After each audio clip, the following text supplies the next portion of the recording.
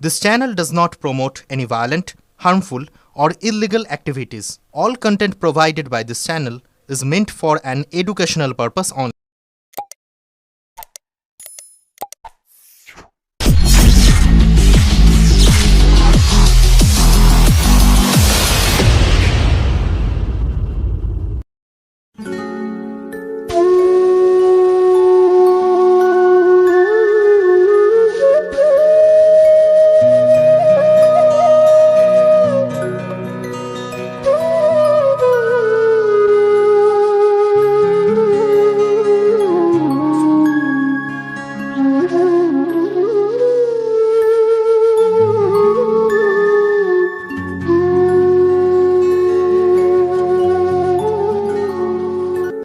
হঠাৎ রাস্তায় অসুস্থ হয়ে পড়ল ভোলা।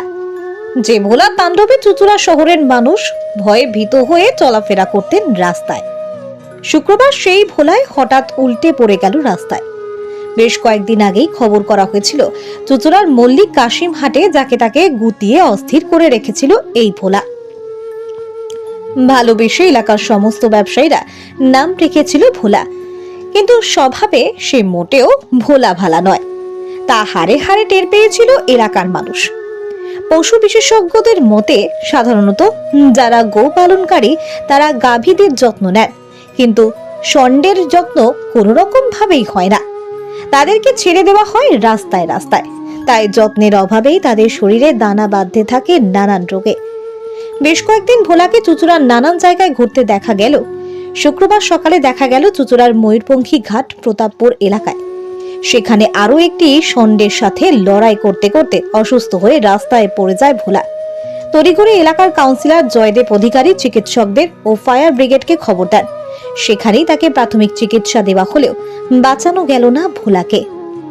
অবশেষে আজ সকালবেলায় প্রতাপপুর পার্কের সংলগ্ন এলাকাতে মৃত অবস্থায় পাওয়া যায় ভোলাকে। যদিও সকলের দাবি নানান রকম অসুস্থতার কারণেই মৃত্যু হয়েছে বলেই অনুমান। ব্যুরো রিপোর্ট, আমার কলকাতা নিউজ। কাল যে দুটো সারে মারামারি করে যে প্রতাপপুর পার্কের সামনে গঙ্গার ধারে রাস্তার উপরে যে অসুস্থ হয়ে গেছিলো আলোচনাটা, সারাদিন অনেক প্রচেষ্টা করেছি আমরা এই এলাকার জনসাধারণ থেকে শুরু করে আমাদের যে হুগলি অ্যানিম্যাল ট্রাস্ট আছে তারা প্রচণ্ড চেষ্টা করেছে। সকাল থেকে রাত পর্যন্ত লাস্ট 11টা পর্যন্ত তারা চেষ্টা করেছে এবং তখনও সুস্থ ছিল। রাত্রি 12টা যখন 20 তখন আমি একবার দেখে গেছি, তখনও সুস্থ ছিল, হাত পা নাড়ছিল। কিন্তু আজ সকাল 5:30-6টা নাগাদ মারা যায়।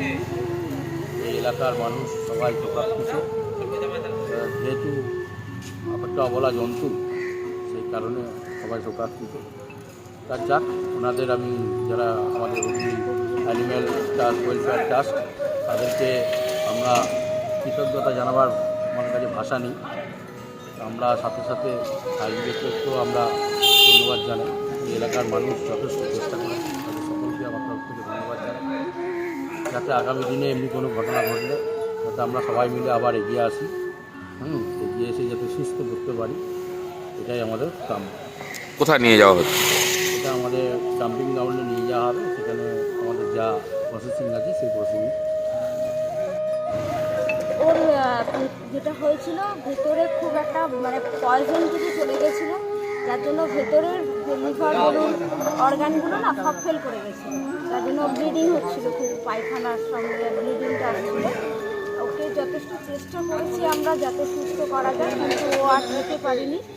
লিভারটা ওর মাঝখান দিয়ে পরে দেখা যাচ্ছে যে লিভারটা ওর নষ্ট হয়ে গেছিলো, যার জন্য আর নিতে পারিনি। মানে মাল্টি অর্গান ফেলিওর বলা যাবে। পিছনে পা দিয়ে দাঁড়াতে পারছিল না একদম। ওটা চেষ্টা করেছে অনেকবার, কিন্তু ও দাঁড়াতে পারেনি। তারপর ওর ইউরিনাল প্রবলেম হয়ে গেছিলো, মানে যেটা কিডনি ফেল করে গেলে যেটা হয়, মানে অনবরত ইউরিনটা হয়ে যাচ্ছিলো।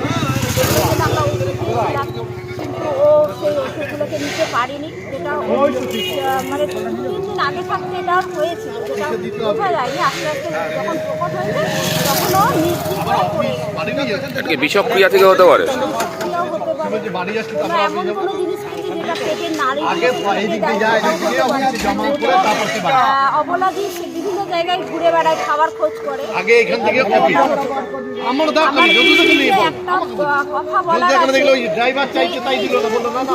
পশুরা যারা কিছু বলতে পারে না, তাদের জন্য যারা রাস্তায় রাস্তায় ঘুরে বেড়ায়, মানুষজন একটু সহায় করে, তাদের একটু খাবার দাবার, একটু তাদের যত্ন, একটু তাদের ভালোবাসা দিলে তারা কিন্তু কোনো মানুষের ক্ষতি করবে। এই যেমন বলেছিল, এই মানুষকে গোতাচ্ছিল, এ করছিল, ওর মনের মধ্যে এমন কোনো দুঃখ ছিল যেটার জন্য ও কিন্তু এই ইয়েগুলো করছিল, ওর ব্যবহারগুলো দেখাচ্ছিল। কিন্তু ওকে যদি ভালোবাসা দিয়ে কেউ যদি রাখে না, পশুরা ভালোবাসায় একমাত্র পছন্দ করে। আর খাবার দাবার না দিলেও যদি কেউ ভালোবাসে ওদের, ওরা কিন্তু তাদের কথা শোনে। আমার এটুকুই বলার জনসাধারণকে, যারা রাস্তায় অনেক সময় ঘুরে বেড়ায়, তাদের উৎসাহ করে, মারধর করে, দয়া করে এইগুলো যেন মানুষ না করে। আমি সত্যি খুব কষ্ট পেয়েছি, মরে যেতে অনেক চেষ্টা করেছি আমি, কিন্তু বাঁচাতে পারলাম না।